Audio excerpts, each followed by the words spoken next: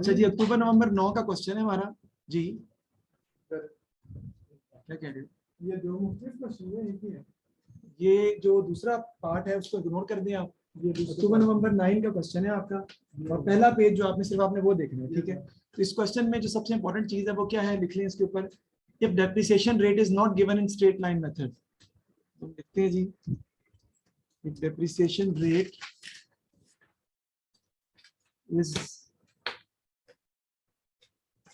is not given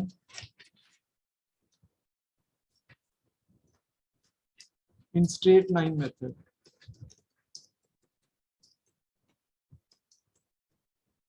ठीक है जी, तो फॉर्मूला लगाना पड़ेगा आपको। तो डेप्रिसिएशन कैसे रेट फाइंड करेंगे हम? डेप्रिसिएशन रेट आपका होगा, इसका फॉर्मूला यूज करेंगे हम, amount of depreciation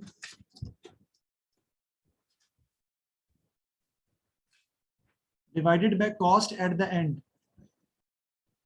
Amount of depreciation divided by cost at the end.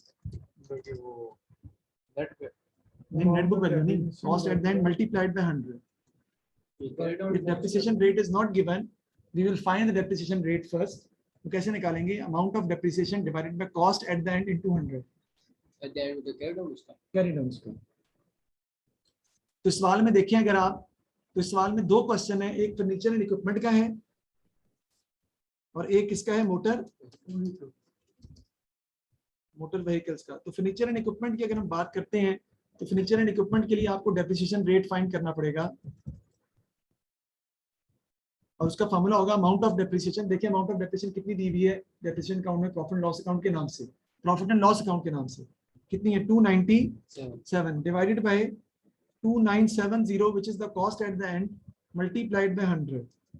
तो आपके पास डेप्रिसिएशन रेट आ जाएगा जो कि आपका आएगा 10%। तो ये हमने फाइंड कर लिया, 297 डिवाइडेड बाय 2970 मल्टीप्लाइड बाय 100। हमें डेप्रिसिएशन रेट इस क्वेश्चन में नहीं दिया था, हमने खुद फाइंड किया। कैसे? डेप्रिसिएशन फॉर द ईयर कितना है, 297 divided by cost at the end कितनी है, 2970 जी, 2970 मल्टीप्लाई बाय 100, तो 10% आपका रेट आ जाएगा। यानी डेप्रिसिएशन रेट आपका निकला है 10% फॉर फर्नीचर एंड इक्विपमेंट। अब मोटर व्हीकल के लिए निकालते हैं, उसके लिए भी फार्मूला हम यूज करेंगे, यही फार्मूला यूज होगा, जारी बात है।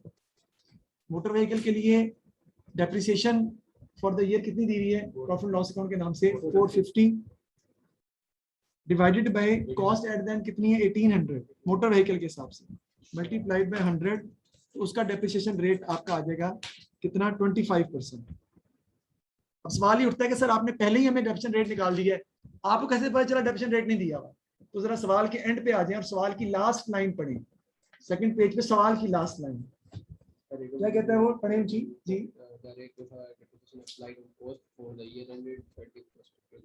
जी वो कहता है डेप्रिसिएशन रेट जो है वो एक तो कॉस्ट पे है, यानी स्ट्रेट लाइन मेथड है, कॉस्ट का मतलब होता है ओरिजिनल कॉस्ट मेथड, और जो रेट पिछले साल 2008 में अप्लाई हुआ है 2009 में भी वही अप्लाई होगा, उसने बताया। तो मैंने 8 का रेट निकाल लिया, फर्नीचर एंड इक्विपमेंट का भी और मोटर व्हीकल का भी वही रेट आगे अप्लाई होगा। इसका मतलब है कि फर्नीचर एंड इक्विपमेंट के लिए स्ट्रेट लाइन मेथड यूज करेंगे और डेप्रिसिएशन रेट कितना यूज करेंगे, 10%। इसी तरह मोटर व्हीकल के लिए 25% रेट यूज करेंगे और मेथड कौन सा यूज करेंगे, स्ट्रेट लाइन। समझ आ गई जी? अब यहीं पर लिख लें आगे, if diminishing balance method is given, if diminishing balance method is used and rate is not given, या if depreciation rate is not given in diminishing balance method या in reducing balance method, एक ही बात है, is not given if depreciation rate is not given in diminishing balance method, तो फिर हमारा formula क्या होता है, जो अभी यूज नहीं करेंगे हम आगे यूज करेंगे, आगे यूज होगा। तो फॉर्मूला होगा हमारा amount of depreciation divided by book value at the start, divided by book value at the start, divided by book value at the start into 100। इसमें नहीं है बेटा, इसमें नहीं है, जब यूज होगा तब इसको डिस्कस करेंगे, अभी इसको डिस्कस नहीं कर सकते हैं। हाँ जी मुश्किल सिचुएशन होगी, लेकिन जब करेंगे तब देखेंगे ना इसको। फॉर्मूला तो हमने अभी पढ़ लिया ना कि amount of depreciation divided by book value at the start into 100। यहाँ पर बुक वैल्यू दी नहीं है आपको, तो यहाँ तो अप्लाई हो ही नहीं सकता। तो जी अब हम क्वेश्चन सॉल्व करना स्टार्ट करते हैं। हमारा ताल्लुक सिर्फ क्वेश्चन के पहले पेज से और सेकंड पेज के ऊपर जो एट द एंड के ऊपर लिखा हुआ है उससे हमारा ताल्लुक है, यानी पहले पेज से जो एंड पे लिखा हुआ उससे हमारा ताल्लुक है। अब हमने अकाउंट बनाना है फर्नीचर एंड इक्विपमेंट का, ये 7 से 8 का बनाना है, आपने 8 से 9 का बनाना है, ठीक है जी। मैं फर्नीचर एंड इक्विपमेंट अकाउंट बनाने जा रहा हूँ। फर्नीचर एंड इक्विपमेंट का अकाउंट बनाते हैं हम, यानी एसेट अकाउंट आप कह लें, लेकिन मैं किसका बना रहा हूँ, फर्नीचर एंड इक्विपमेंट का। इसी तरह फर्नीचर एंड इक्विपमेंट का बना दूंगा मैं प्रोविजन फॉर डेप्रिसिएशन का अकाउंट।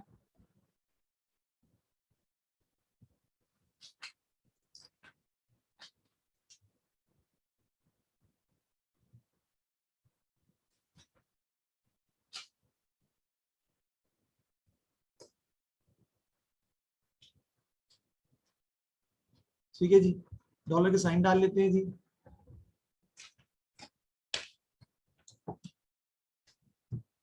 ये कौन से लिखेंगे 2009? 2008 से 9 ईयर कैसे लिखेंगे, 2008 से 9, ये नॉर्मल नॉर्मल नहीं है, ठीक है, नॉर्मल फाइनेंशियल ईयर नहीं है। 2008 से 9 ईयर आएगा, वो मैं आपको लिख के दिखाता हूँ।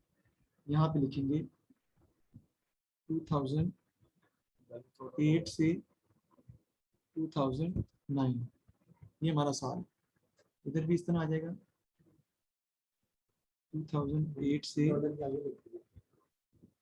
सही लिखा है 2009, इसका भी ब्रेकडाउन होगा। जी बिल्कुल होगा। इधर भी 2008 से 09, 2008 से 09, ठीक हो गया जी। अब सबसे पहले बैलेंस ब्रॉड डाउन लिखेंगे। बेटा पिछले साल का जो बैलेंस कैरी डाउन होगा वो अगले साल का बैलेंस ब्रॉड डाउन बन जाएगा। अब पिछले साल का बैलेंस कैरी डाउन कितना है, वो है 2970। उसकी डेट क्या नजर आ रही है, 2970। फर्नीचर इक्विपमेंट की बात हो रही है, 1 मई। उसकी डेट क्या लिखूंगा, 1 मई, तो मैं लिखूंगा 1.5.08, ठीक है ना, क्योंकि हमारा साल शुरू हो रहा है मई से लेके अप्रैल तक। 1 मई से स्टार्ट होता है, खत्म होता है 30 अप्रैल तक। हम जिस साल का क्वेश्चन सॉल्व कर रहे हैं उसकी टाइम पीरियड है मई 2008 से अप्रैल 2009। इसका टाइम पीरियड है अप्रैल मई 2008 से अप्रैल 2009। तो मई 2008 में हम लिखते हैं हमारा ब्रॉडडाउन कितना है जी बताएं, पीछे दिया हुआ है 2970। लेकिन ये तो 2007 यहाँ से भी देख सकते हो, ठहर जाओ, यहाँ से भी देख सकते हो बेटा, यहाँ से भी देख सकते हो। 2007 से 8 समझ आई? और 8 से 9। अकाउंटिंग में 30 अप्रैल 30 अप्रैल और 1 मई में कोई फर्क नहीं होता, एक दिन का फर्क अकाउंटिंग में फर्क नहीं होता। 31 दिसंबर और 1 जनवरी एक ही डेट कंसीडर की जाती है। आ गया जी। नेक्स्ट आपने करना है जी, फर्नीचर हमने और खरीदा है, चेक करते हैं जी। आ जाए अपने, नहीं इधर ही नीचे पढ़ना है आपने। कहते हैं जी on 1 June new equipment was purchase for 540। मैं 00 नहीं ले रहा हूँ, 540 ट्रीट करूंगा, तो मैं लिखूंगा फर्स्ट, कब है जी, 1 जून 16 बैंक के नाम से आ जाएगा। कितना है 540। आई वॉन्ट यूज 00 क्योंकि मैंने पीछे भी नहीं लिया ना, पीछे भी मैंने नहीं लेंगे जी, पेपर में भी नहीं लेंगे, ठीक है जी। उसके बाद 1 दिसंबर को आपने न्यू फर्नीचर परचेज किया 80 का, लिख रहे हैं 40 क्यों नहीं लिख रहे, कैंसिल कर दिया। 1 दिसंबर का मतलब है 112, तो 1.12 इधर आ जाएगा आपका बैंक, और टाइम डेट कितनी आ जाएगी सर मैं जी, क्यों लिख रहे हैं, पूरी अमाउंट नहीं लिख रहे हैं। पूरी अमाउंट नहीं लिख रही बेटा, इसलिए कि पूरी अमाउंट लिखने में हमारा टाइम ज्यादा जाया होगा। दूसरी बात ये कि जो पीछे अमाउंट लिखी हुई वो भी 00 मिला के लिखी हुई, चेक कर लो। जो पीछे अकाउंट बने हुए हैं वो भी 00 000 के साथ ही बनेंगे, तो हमें भी जरूरत नहीं है 80 लिखेंगे। समझ आ रही है? इधर से भी देख सकते हैं, नजर पे भी आ रहा है, ठीक है जी। तो it is a sheer stupidity on the part of other students that they are not joining the class. तो फ्री में भी लोग नहीं पढ़ते हैं तो फिर नुकसान उनका अपना ही होगा, हमारा मेरा तो कुछ नहीं जाता। बाद में अगर वो बकवास करेंगे कि सर जो है हमें टाइम नहीं दिया, तो ये जो बच्चे पढ़ रहे हैं मुझसे, ये मेरा जवाब देंगे, जवाब ये लोग देंगे। आगे जी, नेक्स्ट आते हैं जी डिस्पोजल। डिस्पोजल होता है अहमद, उसे क्रेडिट कर देंगे ना, क्योंकि वो निकाल देंगे। मैंने कहा था डिस्पोजल जो हम करते हैं उसकी कॉस्ट को एसेट अकाउंट से निकाल देते हैं। किससे लिखेंगे, लेकिन कॉस्ट वैल्यू से लिखेंगे। तो डिस्पोजल किस टाइम पे हो रहा है चेक करें जरा।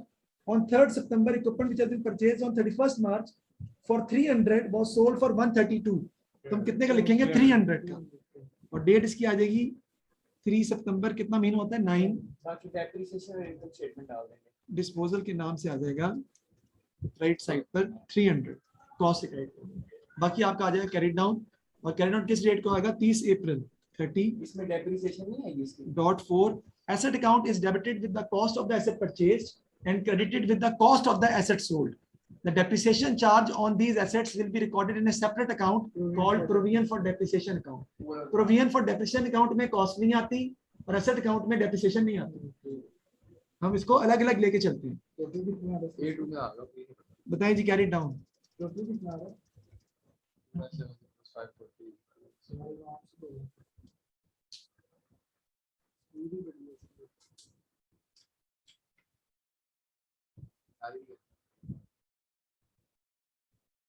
तो 3590 जी, ये आपकी आ जाएगी जी टोटल 3590, ये टोटल लिख लेते हैं जी, ये बता रहा है मुझे 3590, उसमें से माइनस कर दें 300, 3290, 3590, तो कैरी डाउन आपका आ जाएगा 3290। इस कैरी डाउन को हम नेक्स्ट डे का लिख लेंगे ब्रॉड डाउन, ऑब्वियसली 9 और 10 का मैं डायरेक्ट ऐसे ही लिख रहा हूँ, ये आपका आ जाएगा 3290 तक, आपको पता चलेगा कि ब्रॉड डाउन लिखना जरूरी है। आगे चलते हैं जी डेप्रिसिएशन अकाउंट की तरफ।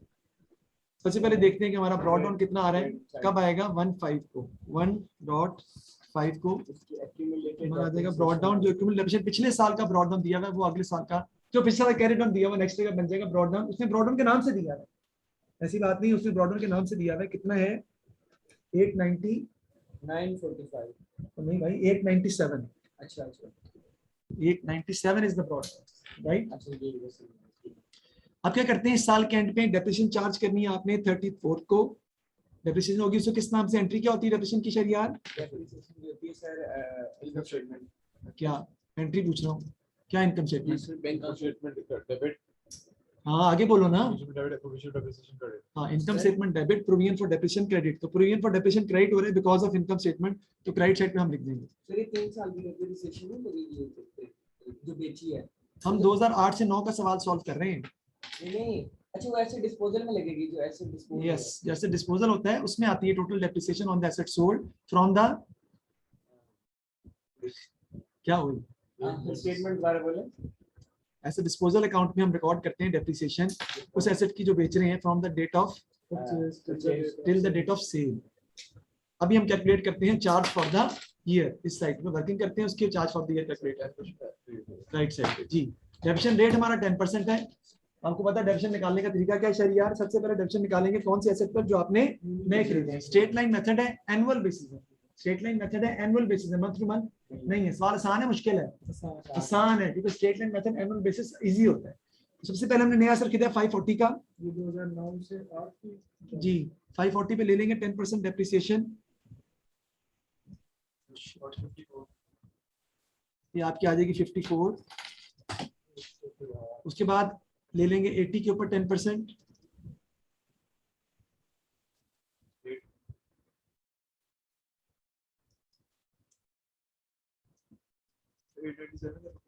ये आपकी आ जाएगी जी 8। उसके बाद एग्जिस्टिंग एसेट्स पर डेप्रिसिएशन लेंगे, जो एसेट बेचा उस पर डेप्रिसिएशन रिकॉर्ड नहीं करनी, लिखा है एग्जिस्टिंग एसेट्स पर डेप्रिसिएशन रिकॉर्ड नहीं करेंगे आप, क्योंकि एनुअल बेसिस का मतलब होता है जिस साल एसेट खरीद रहे हैं उस साल फुल ईयर डेप्रिसिएशन लेंगे, जिस साल एसेट बेच रहे हैं उस साल डेप्रिसिएशन रिकॉर्ड नहीं करेंगे। अब आगे बात एग्जिस्टिंग एसेट्स की, एग्जिस्टिंग एसेट्स कितने पड़े हैं आपके पास 2970 के, 2970 में से माइनस कर देंगे जो एसेट आपने बेचा है, कितने का कॉस्ट है उसकी 300, बाकी कितना आएगा 2670, इसका कितने परसेंट ले लेंगे 10%,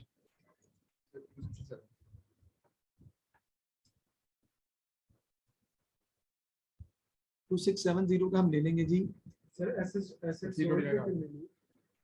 एसेट सोल्ड पे इसलिए लेने की उसने क्वेश्चन में बताया एनुअल बेसिस है, तो एनुअल बेसिस में जो वैसे जिस साल हम बेचते हैं उस साल उस पर डेप्रिसिएशन रिकॉर्ड नहीं कर सकते, इस सबको ऐड कर देंगे आपके पास आ जाएगा 329 which is the depreciation charge for the year. 2970 आपकी है, 2970 आपकी एग्जिस्टिंग एसेट्स की कॉस्ट है, उसमें से जो एसेट बेचा उसकी कॉस्ट माइनस कर दी, क्योंकि उस पर डेप्रिसिएशन रिकॉर्ड हमने नहीं करनी, इस साल बेचते हैं उस साल नहीं करेंगे, बाकी पे 10% ले ली डिप्रिसिएशन आएगा।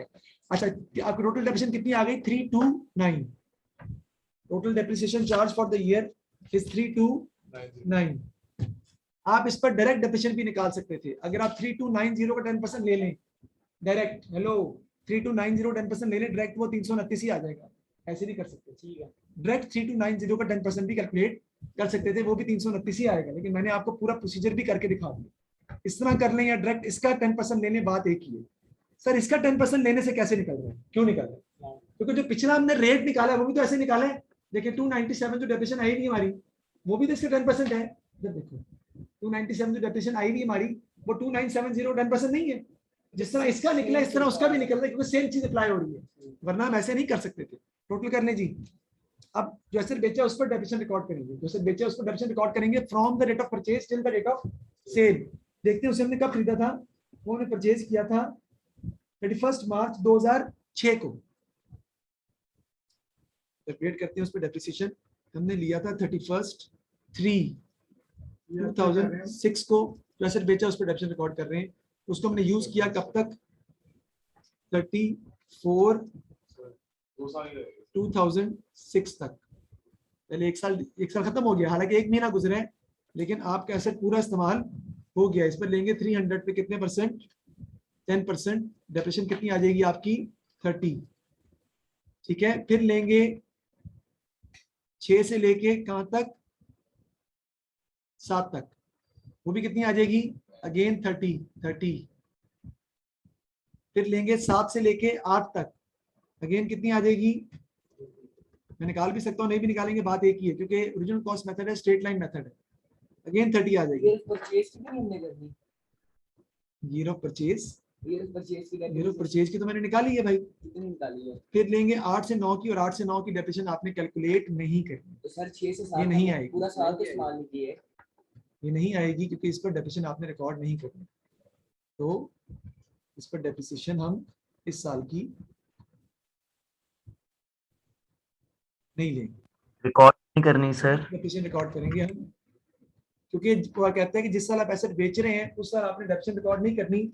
क्वेश्चन में लिखा हुआ है, देखें लास्ट से सेकंड लास्ट, देखिए क्या लिखा है, बोले जी। A full year depreciation provided on all assets in use at the end of the financial year, but none is provided for in the year of disposal on fixed asset. जिस asset को खरीदा उस साल full year लेंगे, जिस साल बेचेंगे उस साल डेप्रिसिएशन रिकॉर्ड नहीं करेंगे। अगर आप गौर करें सवाल के अंदर, तो आपने 31/6 में खरीदा है, सिर्फ 1 महीना यूज किया 6 में आपने, फिर भी आपने पूरे साल की डेप्रिसिएशन दी, क्योंकि आपने पूरे साल की लेनी, चाहे आपने 1 महीना यूज क्यों ना किया। फिर 6 से 7 की लिए, 7 से 8 की लिए, और 8 से 8 की नहीं लेंगे, तो टोटल डेप्रिसिएशन कितनी आ जाएगी? 90। वो 90 आप लिख देंगे किसमें? डिस्पोजल में, और डिस्पोजल से वो डेप्रिसिएशन आप निकाल देंगे। टोटल कर दें इसका कितना आ रहा है जी? 897 प्लस 329,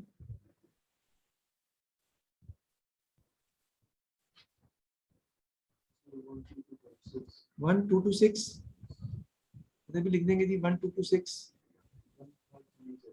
कैरेट में आपका आ जाएगा 1136 आपका आ जाएगा जी कैरेट। ये आपका बन जाएगा जी नेक्स्ट ईयर का ब्रॉड डाउन 1136। ठीक है जी, ये हमने फ्रीचर इक्विपमेंट का क्वेश्चन जो है वो सॉल्व कर लिया। अब हम चलते हैं किसकी तरफ? मोटर व्हीकल की तरफ। अगर हम मोटर व्हीकल की बात करें तो वो भी आपने बेचा है, तो उसके लिए हम एक और जो है वो ओपन कर लेते हैं, उसको भी हम सॉल्व करने की कोशिश करते हैं जी। हाँ, डिस्पोजल अकाउंट बना लेते हैं, ठीक है। कहाँ है इसमें क्वेश्चन में डिस्पोजल अकाउंट कहाँ है?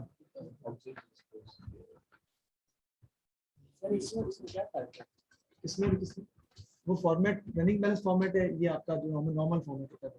रनिंग बैलेंस फॉर्मेट आपके कोर्स में नहीं है, इसलिए फर्क क्या है? वो कोर्स में नहीं है तो उसको क्या रखना है? कंप्यूटराइज्ड अकाउंटिंग में यूज होता है जी। तो डिस्पोजल अकाउंट बनाते हैं जी।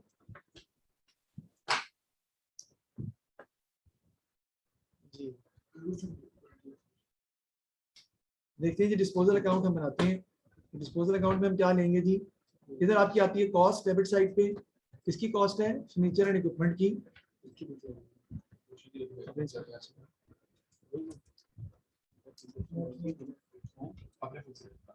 तो फर्नीचर एंड इक्विपमेंट की कॉस्ट कितनी आ जाएगी? 300।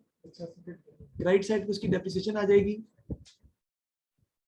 कितनी डेप्रिसिएशन आ जाएगी आपकी? 90 की। अब कितने का बेचे आपने? देखें बैंक के नाम से आ जाएगा या कैश के नाम से भी लिख सकते हैं, उसने जो भी काम है। 132 का आपने सेल किया था, 132 लिख देंगे। अब देखिए डेबिट साइड बड़ी आ रही है आपकी, तो आपको लॉस आ रहा है, वो आप इनकम स्टेटमेंट के नाम से लिखेंगे। कितना आ जाएगा जी लॉस है? 78 का लॉस आ गया। बस ये हम डिस्पोजल अकाउंट भी बना लिए, इसका हम टोटल लिख लेते हैं।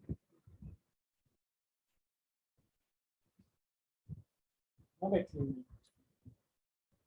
कैसे कैसे बातें कर रहे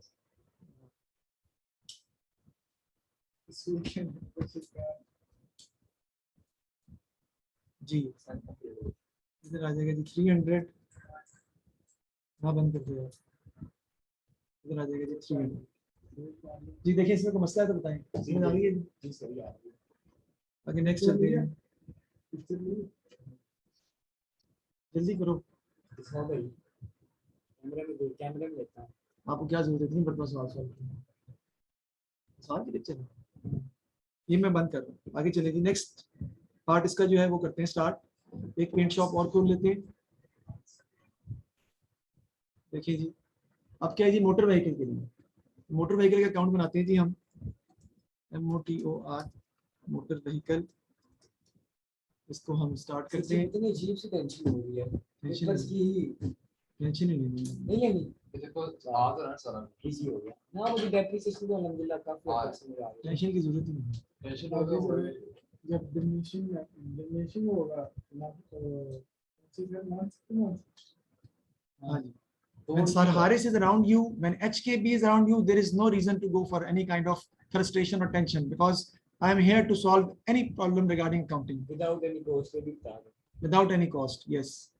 So please only cute subscribe my YouTube channel. only beautiful students allowed like Gulam। ये क्या हुआ है? अच्छा अनस्टेबल। ओहो ये क्या चला गया? इसको क्या हुआ यार? जी तो डॉलर के साइन डाल लेते हैं, हम आगे चलते हैं जी। मोटर व्हीकल अकाउंट सबसे पहले लिखेंगे ब्रॉड डाउन। ब्रॉड डाउन आपका आ जाएगा 1.5 को 1.5 2008। ब्रॉड डाउन कितने बताएं जी मोटर व्हीकल का? ब्रॉडन का जो कैरी डाउन है वो ब्रॉड डाउन बन जाएगा ना 1800। 1800 यार सोच के ना ध्यान इधर रखो, इसका समझ नहीं आई क्या कर रहे हैं। 1800 आ गया। अब देखिए नया हमने खरीदा है, नीचे 3 मोटर व्हीकल नए खरीदे, तीन मोटर व्हीकल नए परचेज किया और एक कितने का है 80 का। 3 new motor vehicle were purchased for a price of 80। तो 80 मल्टीप्लाई बाय 3 करेंगे तो वो 240 आ जाएगा। एक 80 का एक 80 का है। और कब खरीदा है? 1 फरवरी को हमने परचेज किया, यानी 2009 को आ जाएगा बैंक के नाम से 240। ओके आप जो डिस्पोजल किया उसको क्रेडिट साइड पे लिख देंगे। उसकी डेट कितनी है डिस्पोजल वाले की? जो बेचा आपने वो आपने बेचा है 15 मई, नहीं ऑन द सेम डेट। अच्छा 1 फरवरी को ही बेचा आपने, तो 1/2/2009 को हमने सेल किया है। डिस्पोजल के नाम से आ जाएगा। कितनी कॉस्ट है उसकी? नहीं कॉस्ट हमने लिखनी है, तो कॉस्ट उसकी 56 है। 56 से हम क्रेडिट कर देंगे। कॉस्ट से क्रेडिट करना होता है ना अपने asset में। ये वाले उसमें क्यों नहीं आए? क्योंकि फर्नीचर एंड इक्विपमेंट एक अलग सवाल था और मोटर व्हीकल एक अलग सवाल है, इसलिए मैंने दोनों को अलग अलग पेंट शॉप पे खोला है और अलग अलग सॉल्व किया। लेकिन दोनों का कॉन्सेप्ट सेम है, लेकिन अमाउंट्स का सारा फर्क है सारी बात। इसका टोटल कर देते हैं जी हम। सर पेपर में फंसते तो सवाल छोड़ दो। नहीं क्यों फंसेंगे इंशाल्लाह। चाइनीज आया है। हाँ वो तो आगे चलना है आपको सारी बात, बिल्कुल सवाल सॉल्व लगे आगे चलना। तो टोटल कितना आ जाएगा आपका? 2040 इज द टोटल। माइनस करें 56 उसमें से, तो आपका कैरी डाउन आ जाएगा। कितना आ जाएगा कैरी डाउन बताओ भाई? कैरी डाउन 34 जी बिल्कुल सही। ये आ जाएगा 1984 और ये नेक्स्ट ईयर का बन जाएगा आपका ब्रॉड डाउन 1984। नेक्स्ट हमने बनाना है जी प्रोविजन फॉर, 1944 आता है। नहीं 84 आता है, चेक करो। 240 है सर। अब हमने बनाना है जी प्रोविजन फॉर डेप्रिसिएशन अकाउंट, इसी का हम बना लेते हैं। कल हम इंशाल्लाह ताला इसको करने के बाद कल हम डिमिनिशिंग बैलेंस मेथड की तरफ चलेंगे, which is definitely is going to be a tough job for all of us, लेकिन इंशाल्लाह ताला उसको हम कोशिश करेंगे कि अच्छे तरीके से वो हम सॉल्व करें। Tough jobs and tough What of provision for depreciation निकालते हैं हम।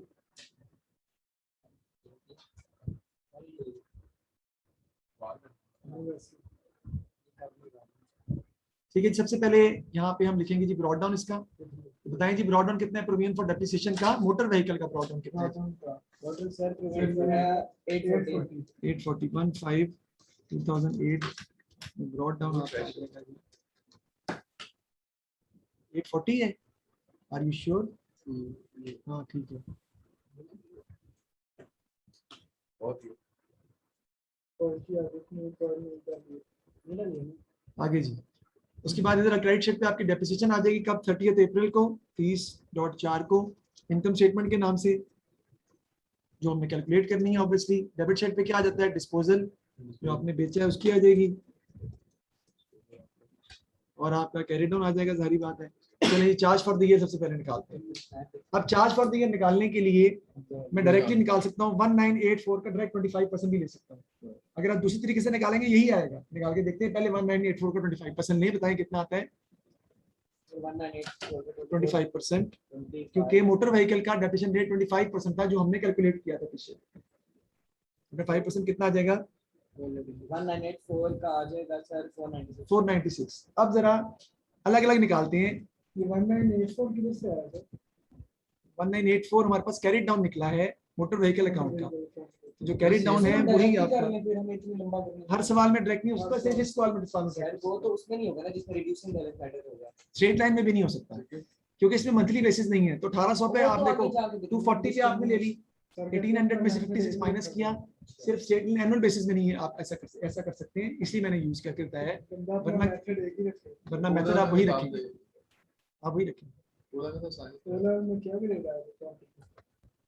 पिज्जा आता है ना, ए स्टार है अकाउंटिंग में एक सेकंड आगे बता दो। एक्सपेक्टेड था, एक्सपेक्टेड ग्रेड लगे थे। अच्छा मेरा करके कर दिया है। हमारा करके भी नहीं आया था।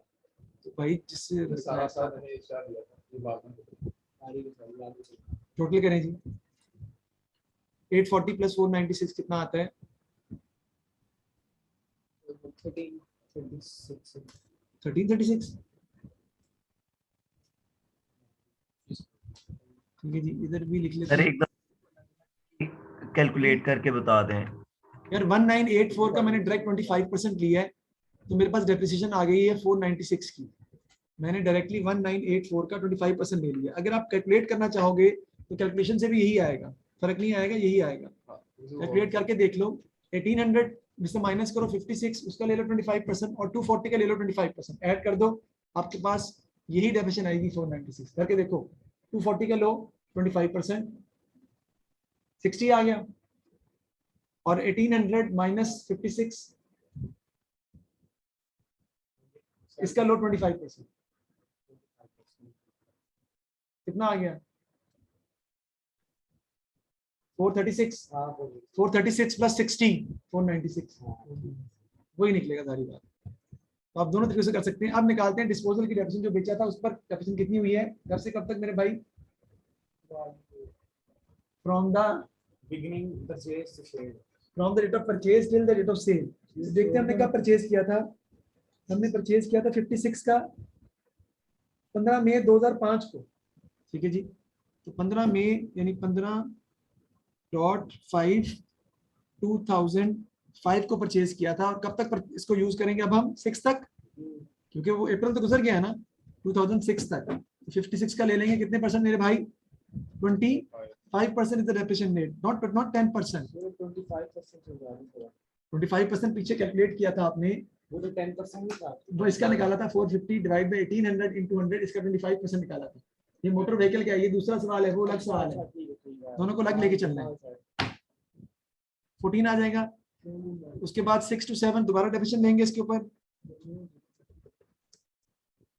6 to 7 में फिर 56 का 25% कितना आ जाएगा? 14 अगेन फिर 7 to 8 में दोबारा लेंगे, 14, फिर दोबारा वही आ जाएगी आपकी 14, और उसके बाद आप 8 to 9 में डेप्रिसिएशन रिकॉर्ड नहीं होगी, क्योंकि 8 से 9 में आपने एसेट बेच दिया था, उस पर डेप्रिसिएशन रिकॉर्ड नहीं होगी। तो 14 14 14 आपका आ जाएगा 42। तो डिस्पोजल की टोटल डेप्रिसिएशन आपकी आ जाएगी 42, 1336 minus 42, 1336 minus 42, 1294. 1294 is the carried down, which will become the brought down of the provision for depreciation account 1294। अब क्या करना है, हमने बनाना है डिस्पोजल अकाउंट। डिस्पोजल अकाउंट बना लेते हैं, बहुत ही आसान है, क्योंकि डिस्पोजल अकाउंट की सारी वर्किंग हम ऑलरेडी कर चुके हैं। वर्किंग हो गई डिस्पोजल की बहुत सारी। जी सारी बात है। डिस्पोजल अकाउंट में डेबिट साइड पे हम लिखते हैं एसेट की कॉस्ट जो आपने बेचा है। तो जो व्हीकल आपने बेचा है उसकी कॉस्ट हम लिख लेते हैं। व्हीकल जो बेचा है उसकी कॉस्ट कितनी है जी, 56। उस पर डेप्रिसिएशन अब तक कितनी हुई है जी, 42। I will write provision for depreciation. ये सब एंट्रीज से हो रहा है, एंट्रीज की मैंने कल बताई थी आपको, एंट्रीज के थ्रू ही मैं लिख रहा हूँ। बैंक या कैश लिखा कितने का है, पैसे कितने मिले हमें, उसने क्वेश्चन में लिखे में $20 का सेल हुआ है। फिर आपने अपनी स्पीड खुद के स्पीड किस वाले से, तो सही है ना, समझ आ रही है। अच्छी बात है, समराइज हो गया आ रहा है। टोटल कर लेंगे इसको हम। टोटल आपका आ जाएगा कितना बन जाएगा, 62। टोटल आपका आ जाएगा 62, और 62 में से 56 माइनस कर देंगे तो आपका प्रॉफिट आ जाएगा, सारी बात है। तो प्रॉफिट बताइए जी कितना आ रहा है आपका जी, 62 माइनस 56, तो 6 का आपका प्रॉफिट आ रहा है, क्योंकि 6 से आपकी क्रेडिट साइड जो है वो ज्यादा है। I will write 62 over here, and 6 is going to be the profit, which will be written with the name income statement. And this is the end of the question. We have solved two questions. We have solved two questions. We have solved two questions in which we have prepared asset account, provision for depreciation account, and disposal account. And the method which we have used is straight line method, annual basis. But the new thing in this question is that depreciation rate was not given. So we have calculated the depreciation rate from the previous year data, and the formula to calculate depreciation is amount of depreciation of the previous year divided by cost at the end into 100. तो furniture and equipment का निकला 10% और motor vehicle का निकला 25%, और उससे हमने फिर क्वेश्चन को सॉल्व किया। तो this is the end of the question. Thank you very much. Please subscribe my channel. Take good care of yourself and your family. Any problem साथ, Life will be hard. अल्लाह हाफ़िज़।